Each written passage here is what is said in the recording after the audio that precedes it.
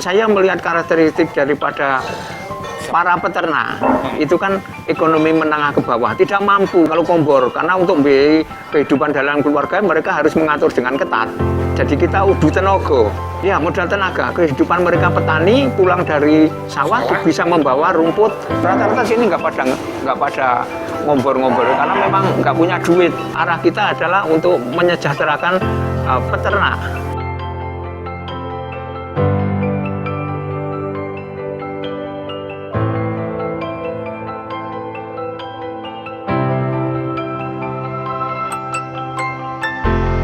Terima kasih. Perlu kami sampaikan bahwa kelompok ternak ini berdiri tahun 2002. Asal muasal daripada berdirinya kelompok itu, semula peternak itu masih ada di desa-desa, di depan rumah-rumah. Yang efek sampingnya itu membuat lingkungan tidak nyaman, bau, tidak bersih. Kemudian dari tokoh masyarakat sini mengidekan atau merencanakan untuk membuat satu kelompok yang para peternak itu sapinya dijadikan satu. Itu tahun kemudian ada kesepakatan kita dirikan kelompok ternak ini yang menempati tanah kas desa. Populasi saat ini ada 65. Dulu ini adalah program pupuk. Ini pengolahan pupuk organik yang dibantu oleh pemerintah, diberi bantuan dalam sapi dan pengolahan pupuk. Itu diusahakan agar kita seakan-akan mandiri dalam usaha itu. Kemudian semua anggota di kelompok ini yang saat ini ada 27, kami persilakan untuk berapa kamu mau nggaduh. Dari masing-masing pengadu itu memelihara sapi itu dengan harapan, karena ini program pembibitan, terutama sapi putih, mereka akan menerima hasil nanti kalau anak-anaknya pada lahir.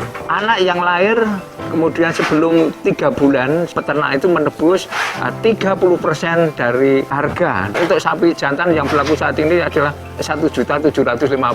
Kalau betina nebusnya hanya 1.500.000. Dia setelah ditebus itu menjadi milik penggadu. Induknya masih punyaan kelompok. Kondisi populasi itu masih tetap stabil, masih tetap stabil. Makanya sini kok selalu ada sapinya, kok selalu banyak karena memang induk-indukan itu tidak dijual. Ya itu milik kelompok, asetnya ya. Anggotanya penggaduh itu. Oh iya, anggotanya penggaduh itu semi bisnis tapi gotong royong. Arah kita adalah untuk menyejahterakan peternak. Rata-rata per orang di sini gaduh berapa, Pak? Ya itu sesuai dengan kemampuan, ada yang 2, ada yang 1, yang mampu 1, ya ada yang 4 juga begitu. Kalau sudah tidak beranak lagi, sini kan biasanya ada yanduan.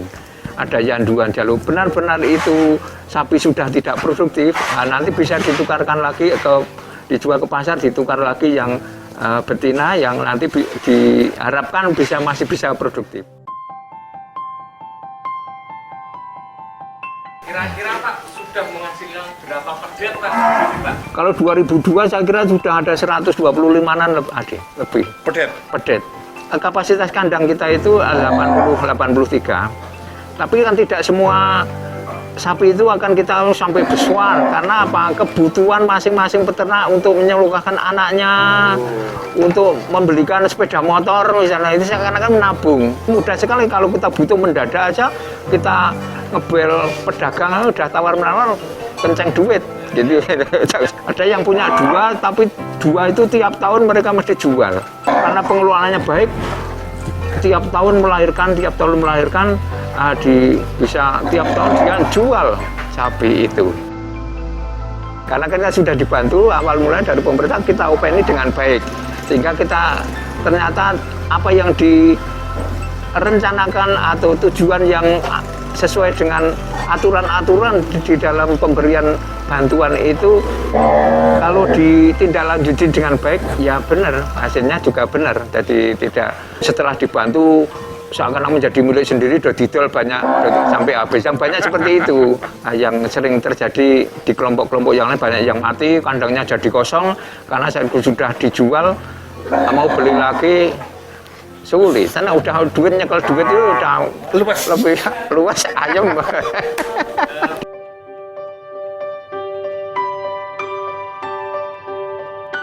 Ya, kami di desa, jadi kehidupan masyarakat desa ini adalah petani. Rata-rata ini ada jerami, ada rumput sawah, Kemudian kita juga punya kolonjono.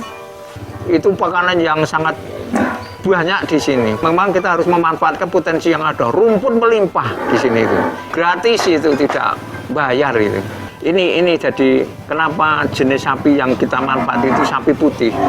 Sapi putih itu penanganannya lebih mudah, tidak perlu komboran yang banyak. Dan sapi untuk pembibitan itu tidak harus terlalu gemuk. Kalau terlalu gemuk itu nanti lemaknya banyak, sistem produksinya jelek. Jadi kalau di IB dikawinkan ini jarang jadi.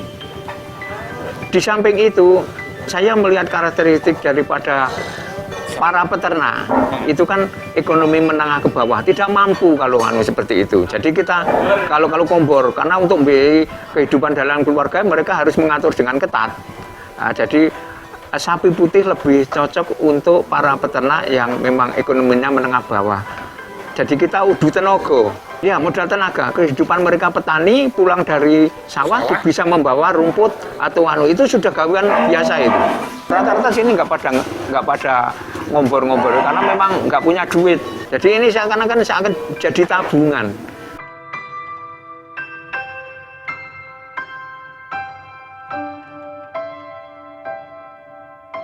Ini ada yang sampai 7 kali di sini. Bentuknya kurung, tapi begitu dikawinkan selalu jadi, luar biasa. Ada sapinya itu, sepertinya jelek, tapi kok kena produktif sekali. Produktif sekali di sini pemenangnya mereka sudah 7 kali melahirkan anak. Punya saya itu baru 4 kali. Kemudian di sini itu ada kebiasaan adalah berokoan, jadi merasa syukur sapinya melahirkan, kemudian membuat semacam genduri bersama, beli ayam, ada ingkung, ada dawet, itu kita gunakan untuk mengundang pakar-pakar supaya mencurahkan pengetahuannya tentang kelompok. Jadi kami punya hubungan dengan luar itu seperti itu, kita makan bareng, tapi untuk diskusi di situ. Menariknya diskusi bersama tentang bagaimana memajukan kelompok ternak. Dengan adanya hubungan dengan luar, dinamisasi seperti ini, SDM daripada para peternak itu tahu dari istilah-istilah sapi yang baik, sapi yang ini mandul atau itu tahu. Bagaimana para peternak itu merasa senang di komunitas kelompok itu. Nah, di antaranya satu, banyak yang sistem pemeliharaan ini dikuasai kelompok tapi hanya berjalan beberapa sudah nggak, misalnya yang arit bareng-bareng, kenyataannya itu nggak berlaku. Gotong royong, semua gotong royong, jadi nggak punya rasa memiliki, nanti akan iri. Di samping itu, sistem sapi-sapi betina itu diubah menjadi sapi pejantan. Kalau rata-rata kebanyakan pejantan, kemudian nanti hari raya kurban dijual, untuk mau beli lagi setelah dijual itu malas, pasti akan malas. Ini ya karena sudah dapatkan duit itu nanti jadi malas. Kalau seperti ini, jadi komposisi sapi breeding betina itu yang dijual kan hanya yang jantan atau memang yang milik pribadi. Yang milik kelompok akan stabil. Itu usaha kelompok bahwa kita memanfaatkan hasil kotorannya itu, yang akumulasinya masuk ke kas kelompok. Mari kita lihat ke proses daripada pemanfaatan kotoran hewan, jadi kotoran sapi khususnya. Ini saya mengajak pelaku, jadi di pembagian tugas di kelompok ini tidak hanya ketua, tapi memang akan bagian yang ngurusi tentang pupuk organik. Jadi pemanfaatan daripada kotoran hewan ini supaya menjadi nilai yang lebih produktif dibandingkan dengan kalau kita langsung kita jual. Karena kalau kita jual itu satu truk paling-paling hanya 300. 300 itu satu truk itu 300. Satu truk paling enggak 5 ton.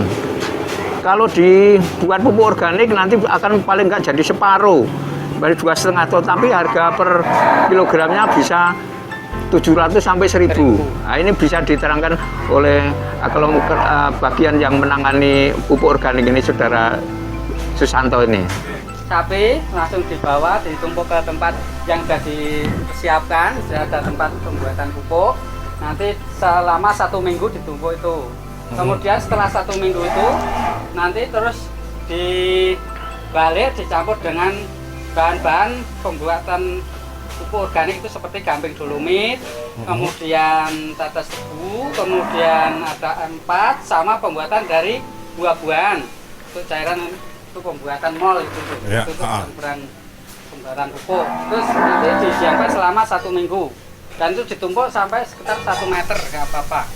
Kemudian diaduk selama 1 minggu, diaduk, kemudian dibalik itu atau dicacah selama 1 minggu.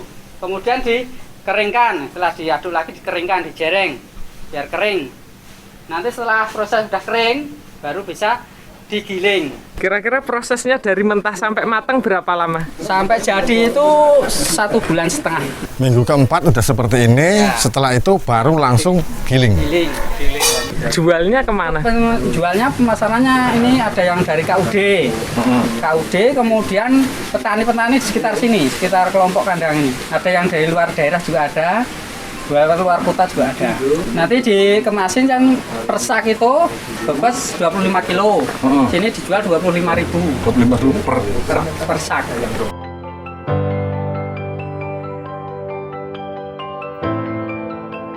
Ya, jadi ini yang biasa dilupakan oleh para peternak yang lain. Jadi ini bisa dari proses kotorannya saja sudah bisa untuk menambah aset daripada kelompok. Jadi kita bisa memanfaatkan dan kita olah menjadi nilai yang lebih produktif, dalam arti yang lebih nilainya lebih tinggi.